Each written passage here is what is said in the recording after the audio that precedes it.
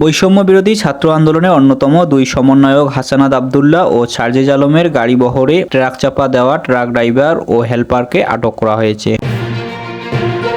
বুধবার 27 নভেম্বর রাতে চট্টগ্রামের লোহাগাড়া থানা পুলিশ তাদেরকে আটক করে। লোহাগাড়া থানার সহকারী উপপরিদর্শক এসআই মোহাম্মদ আলিম এ তথ্য নিশ্চিত করেছেন। তিনি বলেন, বিষয়টি নিয়ে আইনগত প্রক্রিয়া চলছে। এর আগে বুধবার সন্ধ্যা 7:30টার দিকে চট্টগ্রাম আইনজীবী সাইফুল ইসলাম আলিফের জানাজা শেষে ফেরার পথে চট্টগ্রামের লোহাগাড়ায় হাসানাত আব্দুল্লাহ ও সার্জিস আলমের গাড়িবহরে থাকা একটি প্রাইভেট কারকে চাপা দেয় ট্রাক। এতে প্রাইভেট কারটির সামনের অংশ ক্ষতিগ্রস্ত হয়। হাসানাত ও সার্জিস দুইজনেই সুস্থ রয়েছেন বলে জানিয়েছেন চট্টগ্রাম পুলিশের গোয়েন্দা শাখার ডিবি অতিরিক্ত পুলিশ সুপার মোহাম্মদ রাসেল। বুধবার দুপুরে চট্টগ্রাম নগরের টাইগার পাঁচ মোড়ে চট্টগ্রাম আইনজীবী আলিফ হত্যার প্রতিবাদে এক বিক্ষোভ সমাবেশে অনুষ্ঠিত হয়। সেখানে বক্তব্য দেন হাসানাত আব্দুল্লাহ ও সার্জিস আলম। সমাবেশে ইসকনকে নিষিদ্ধের দাবি জানিয়েছে আইনজীবী আলিফ। নিহতের ঘটনায় জড়িতদের 24 ঘন্টার মধ্যে গ্রেপ্তারের দাবি জানান তারা।